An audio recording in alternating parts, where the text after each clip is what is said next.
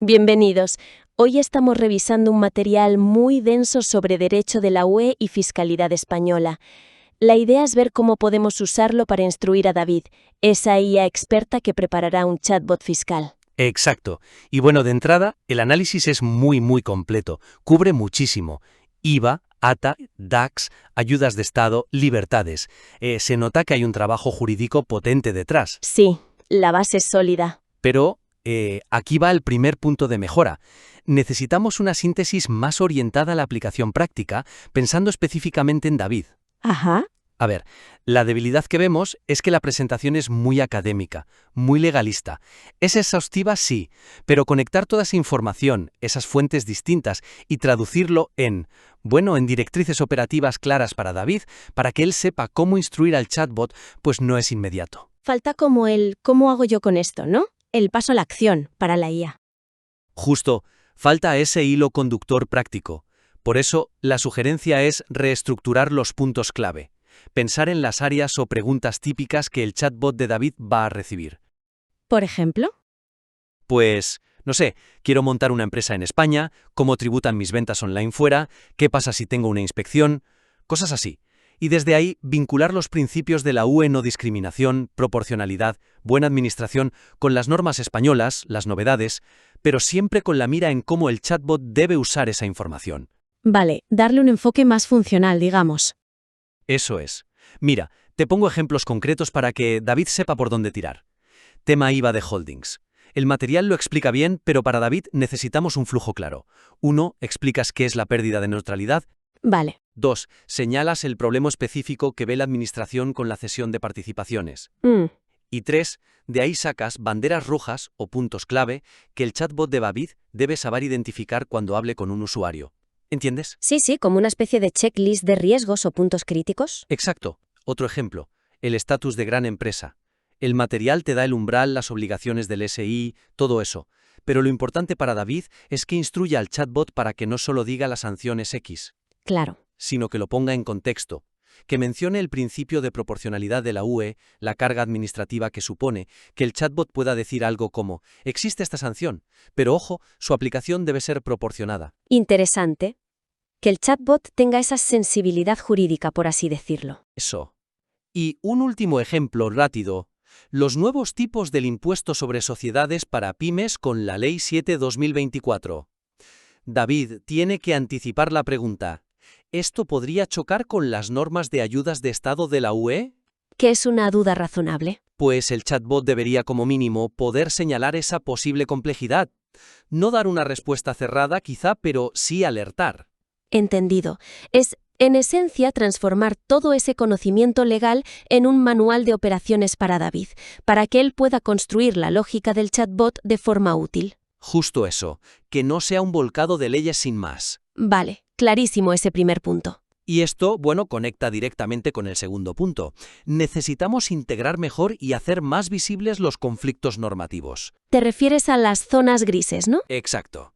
A ver, el material desgrana muy bien directivas clave como ATAD, las DAX, DAX 6, 7, 8 y su transposición en España.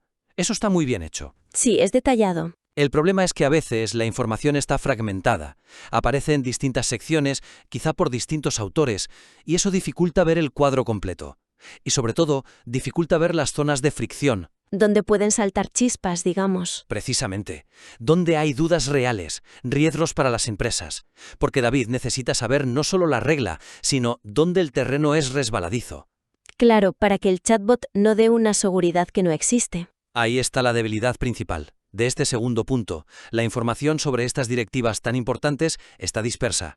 Y aunque se mencionan conflictos, por ejemplo, DAX 6 y el secreto profesional, o roces entre ATAD y libertades fundamentales, no se analizan de forma sistemática. No se profundiza en las implicaciones prácticas. Eso es, falta el ¿y esto qué significa en la práctica? ¿Para una empresa o para el chatbot que le va a informar? ¿No se identifican de forma proactiva esas áreas de inseguridad jurídica donde las interpretaciones varían entre países o donde la implementación española puede chocar con principios europeos? Vale, ¿y la sugerencia para David? Pues doble. Primero, consolidar el análisis de estas directivas clave, ATAD, DAX, sobre transparencia y abuso. Agruparlo. que esté todo junto y ordenado. Y segundo, y esto es lo crucial para David, poner el foco explícitamente en los puntos de fricción prácticos. Identificar y agrupar esas áreas donde la teoría choca con la realidad. ¿Como por ejemplo? Donde principios UE parecen contradecir la norma española, donde hay dudas gordas sobre cómo interpretar términos clave, el famoso test del beneficio principal en DAX 6, por ejemplo, o donde la propia complejidad de la norma genera incertidumbre, David necesita este mapa de riesgos para entrenar bien al chatbot. Entiendo. Un mapa de minas casi. Algo así. Mira cómo podría usarlo David. Podría diseñar un módulo específico para el chatbot, obligaciones de información fiscal UE.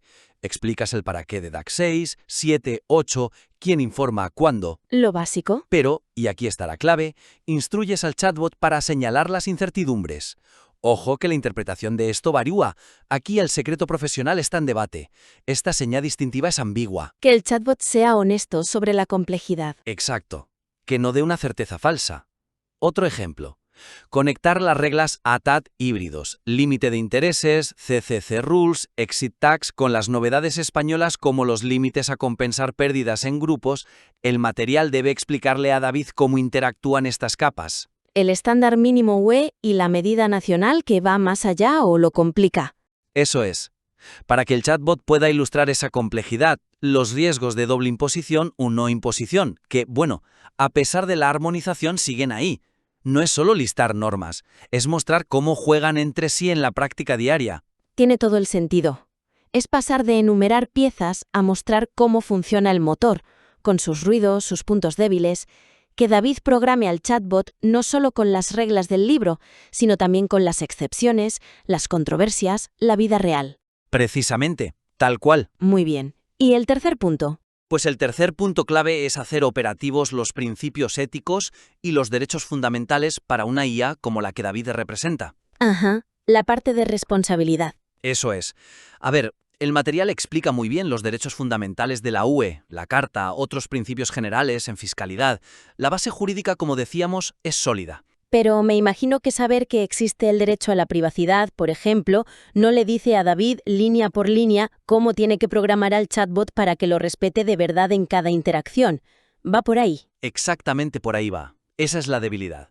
La discusión sobre derechos como privacidad, protección de datos, buena administración, derecho de defensa, proporcionalidad de sanciones, es legalmente impecable, sí. Muy correcta. Pero se queda en un nivel abstracto para lo que necesita David. Falta traducir esos grandes principios en directrices de comportamiento concretas para el chatbot. O sea, ¿cómo debe el chatbot pedir datos? ¿Cómo debe hablar de sanciones? ¿Cómo gestiona la incertidumbre sin crear falsas expectativas? Justo, esas preguntas. ¿Cómo respeta la privacidad en la práctica? ¿Cómo formula una advertencia sin ser desproporcionado? ¿Cómo maneja la complejidad legal? Vale. ¿Y la sugerencia para que David pueda meterle mano a esto? La sugerencia es mapear explícitamente estos derechos y principios clave. Proporcionalidad, seguridad jurídica, confianza legítima, no discriminación, derecho a ser oído, buena administración, privacidad en el diseño mismo del chatbot y en cómo genera sus respuestas. Que estén integrados desde el principio. Exacto.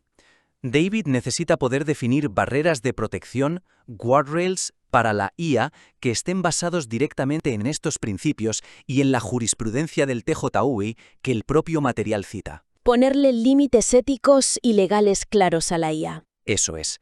Piensa en ejemplos prácticos para David. Privacidad y protección de datos. Muy relevante ahora con DAC 8 y todo el intercambio de información. Hay que instruir al chatbot para 1. Pedir los mínimos datos posibles. Minimización. 2. Explicar siempre por qué los necesita, vinculándolo a la consulta fiscal concreta. Transparencia. 3. Informar sobre el posible intercambio de esa información. El chatbot tiene que ser privacidad por diseño. Vale. Otro, proporcionalidad y buena administración. Al hablar de sanciones, por ejemplo, por incumplir como gran empresa o con DAC 67, David tiene que entrenar al chatbot para que siempre mencione el principio de proporcionalidad. Que no sea solo la multa es tanto. Exacto. Que quizás incluso refiera a la lógica de sentencias clave, como la del modelo 720, para explicar por qué la proporcionalidad es importante. El tono debe ser informativo, no alarmista, y podría señalar de forma genérica que existen vías de recurso. Que sea útil pero cauto. Y el último, seguridad jurídica y claridad. Dada la complejidad, las zonas grises que comentábamos, interpretaciones de DAXes, dudas sobre conformidad de normas con derecho UE, David debe instruir al chatbot para ser transparente. ¿Cómo? Pues diciendo claramente, esta área es compleja, hay debates sobre esta interpretación, la normativa aquí no es del todo clara. Gestionar las expectativas. Fundamental. Y, clave, aconsejar sistemáticamente buscar asesoramiento humano o profesional para casos complicados. El chatbot debe saber cuáles son sus límites y cuándo derivar. Es que eso es crucial, sí. Para que David cree un asistente que no solo sea listo, sino también responsable, ético y consciente de sus limitaciones, necesita que el material le dé esas pautas de comportamiento ya traducidas a instrucciones operativas. Exacto. Que no se quede en la teoría legal. Muy bien, pues creo que los puntos quedan muy claros. Si te parece, hacemos un resumen rápido para cerrar. Perfecto. Vale, pues resumiendo nuestra conversación, partimos de un análisis muy completo sobre derecho europeo y fiscalidad española, una base excelente. Muy sólida, sí. Para potenciar su uso por parte de David de cara a entrenar ese chatbot fiscal, hemos identificado 3 enfoques principales de mejora. Primero, darle una vuelta para orientarlo mucho más a la aplicación práctica. Estructurarlo por casos de uso o por problemas reales. Exacto. Segundo, consolidar el análisis de directivas clave como ATAD y las DAX, pero poniendo el foco en identificar y explicar bien los puntos de fricción prácticos. Las zonas grises, los conflictos, las incertidumbres. Que David sepa dónde está lo complicado. Y tercero, traducir de forma explícita los principios éticos y los derechos fundamentales de la UE en directrices de comportamiento claras para la IA. En guardrails, en barreras de protección operativas para el chatbot. Justo. En definitiva, son ajustes para que David pueda coger todo ese conocimiento tan valioso y realmente aplicarlo de forma efectiva y, sobre todo, responsable. Tal cual, se trata de maximizar la utilidad práctica pensando en el destinatario final, que es esa IA y a través de ella el usuario del chatbot. Pues nada más, invitamos a quien nos envió este material a considerar estas ideas. Estaremos encantadas, como siempre, de revisar versiones futuras y seguir apoyando para que David se convierta en ese experto fiscal inteligente y responsable que todos buscamos. Un placer como siempre.